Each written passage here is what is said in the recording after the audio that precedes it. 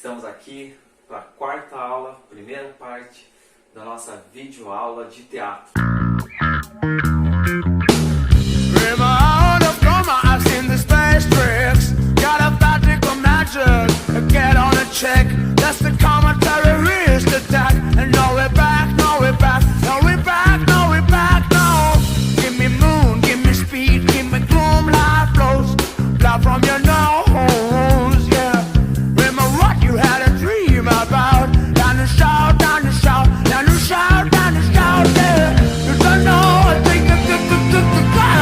Bom, pessoal, nessa aula eu prometi que nós iremos falar um pouquinho sobre a história do teatro. Para vocês, né? Onde começou o teatro? Quem foi o primeiro ator?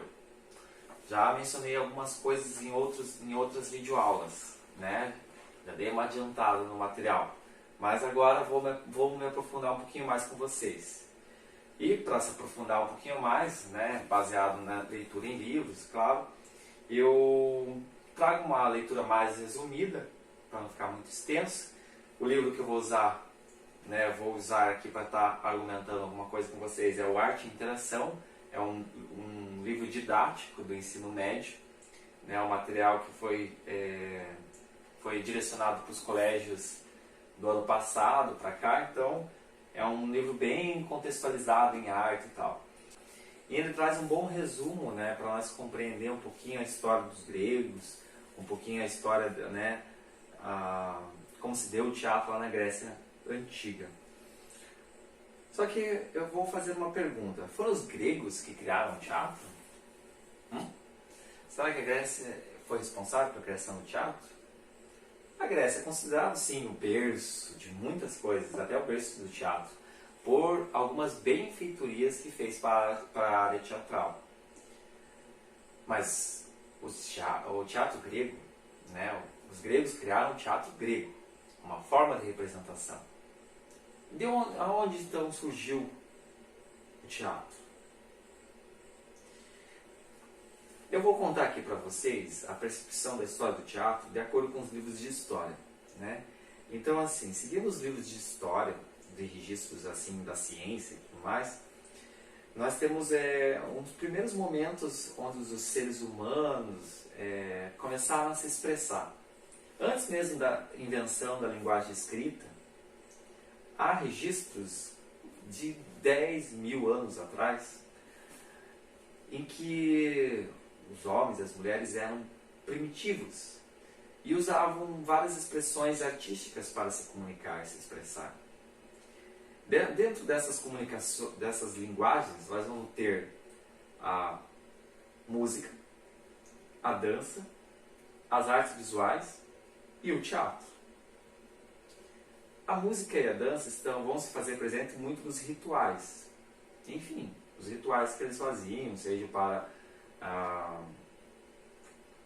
seja um ritual de caça, seja um ritual em relação a algum deus, qualquer ritual, né? A ideia de ritual nós temos assim hoje, né? Um casamento é um ritual, segue um ritual, né? Quando você está num funeral tem um ritual. A entrega de taça para um jogador, para um time que ganhou, segue um ritual. Né? Tem tudo existe, né, se faz presente o ritual. E desde, né, do início da humanidade, o ritual sempre se fez muito presente. As artes visuais estavam explícitas nas paredes das cavernas. Né? Eles colocavam lá tudo, o cotidiano, o dia a dia deles. Para que isso? Né? Eles buscavam um domínio sobre a natureza, buscavam compreender como funcionava a natureza. Então, quanto mais eles se expressassem, desenhando na parede, uma caçada, os rituais, mais eles tinham uma visão sobre o todo, como funcionava aquilo, como era aquilo para eles. E o teatro, onde foi aparecer nisso? A partir do primeiro momento em que, né, um ser humano primitivo aí fosse contar algo para alguém, fosse ele contar com o próprio corpo, mostrando como foi uma caçada e tal, para alguém, aí está o início do teatro. Então o teatro ele tem esse começo com o início da história da humanidade. A partir do momento que surge o ser humano ele começa a criar meios de se expressar. Né? Esse ser humano primitivo, aí ele começa, antes da linguagem escrita, ele começou a pensar no desenho, né? Pintura, nas pinturas nas cavernas, até com matéria-prima bem primitiva. Ele usava sangue, carvão, né? Óleo vegetal, coisas assim, coisas que vêm do vegetal, né? Para poder marcar a parede. E o teatro ele usava para mostrar como que foi uma caçada, como que ele fez para sair de uma situação. Então ele mostrava para o outro começava a compreender. Então o teatro é uma importante ferramenta para a compreensão dele mesmo, compreensão do lugar onde vivia também, né? Continuando, né, pensando assim, e os gregos? Como que era isso? Vou trazer aqui um pouquinho para vocês, né, da leitura desse livro aqui, um pouquinho que temos assim sobre como que era lá na Grécia Antiga. Então assim, na Grécia Antiga, os mitos estavam na base da formação social. Todos os cidadãos, desde cedo, aprendiam sobre os deuses, suas relações com os mortais e todas as decorrências de se enfrentar ou desobedecer às regras divinas. Não eram simples histórias. Faziam parte de uma cultura como uma crença real, ditada por normas e regras que deveriam ser seguidas. Por meio de histórias que continham essas regras divinas, as peças trágicas serviam para ensinar a moral, pelo exemplo, mostrando ao cidadão grego uma situação com a qual ele poderia se identificar. O teatro era a possibilidade de fazer o público vivenciar a história e, assim, aprendê-la de forma mais completa. Dada a sua importância, a tragédia era muito mais do que uma manifestação teatral. Representava uma instituição social, patrocinada pelo Estado e por cidadãos de poder. Patrocinar o teatro era um dever cívico, e a participação da população nas apresentações muitas vezes era obrigatória.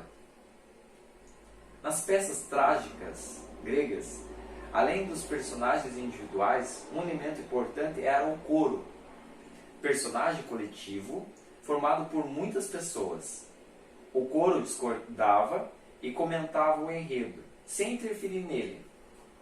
Ao coro cabiam comentários e reflexões, além de explicações de acontecimentos anteriores à história da peça.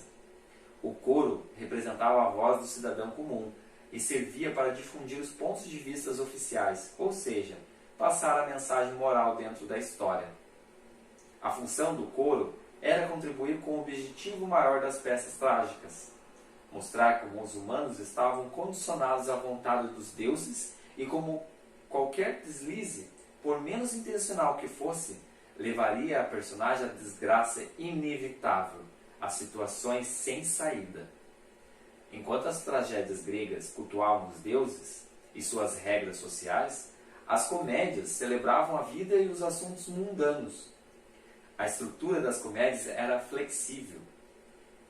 As personagens eram inventados livremente. As histórias falavam de zombaria, defeitos, vícios, críticas sociais, sempre de forma divertida e improvisada.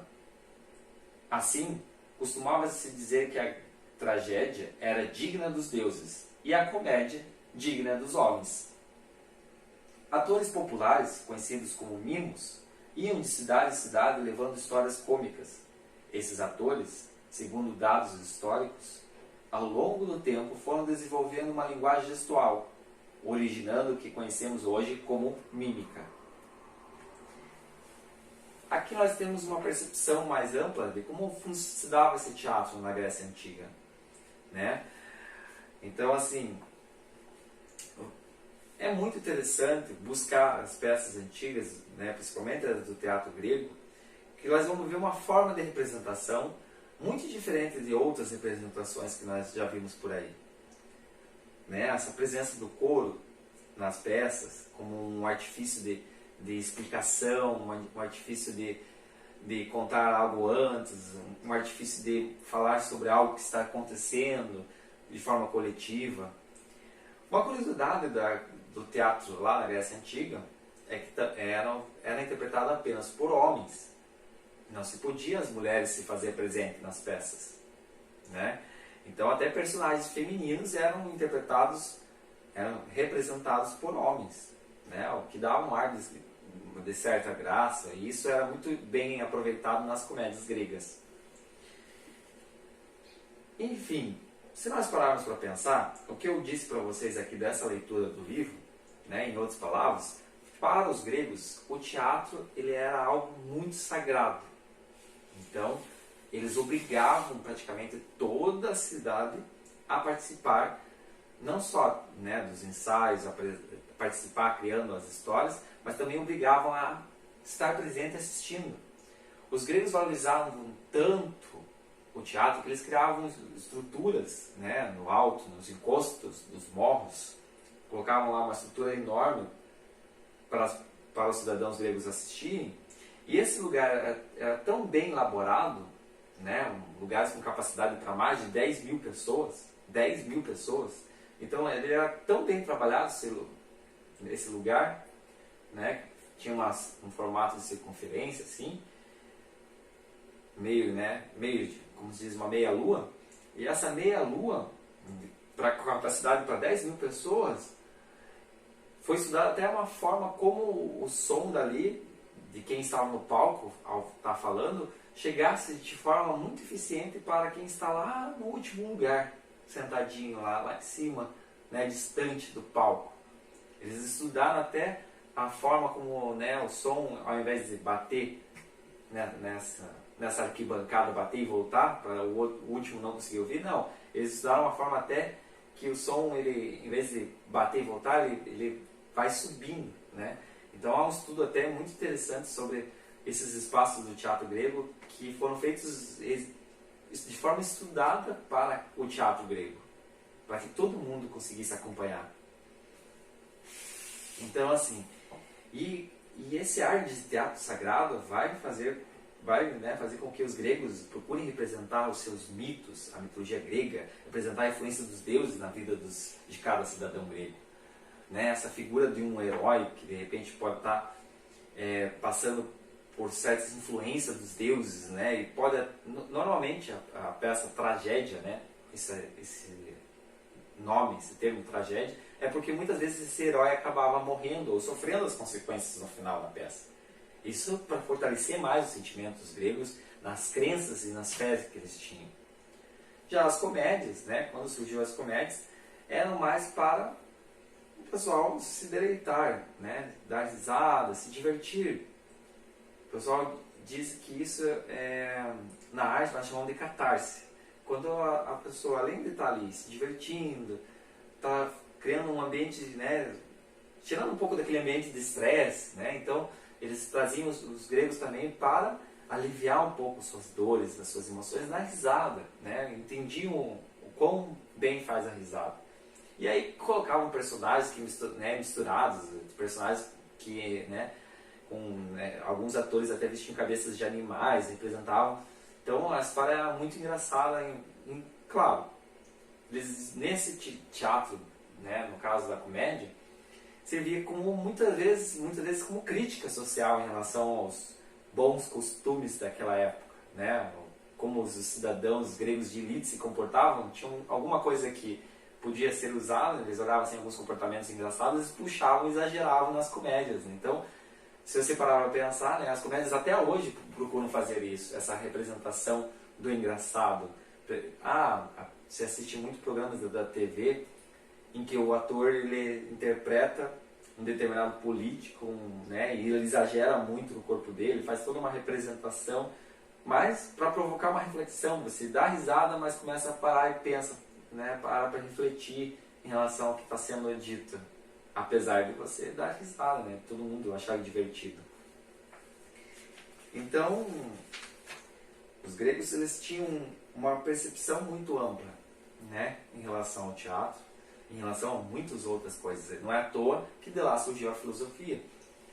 E a filosofia, praticamente, né, vários filósofos foram autores de peças teatrais. Mas vamos ter autores como Sófocles, Aristófanes. Tem autores assim que cada um, né, nem todos os filósofos, praticamente todos os filósofos gostavam de elaborar peças teatrais, gostavam de se envolver em várias coisas da comunidade, né? Então, assim, o que é muito interessante, essa presença dos filósofos, né, da forma de se pensar o teatro como algo sagrado, isso vai fazer toda a diferença na forma, na abordagem, né, nesse processo teatral que a Grécia Antiga teve.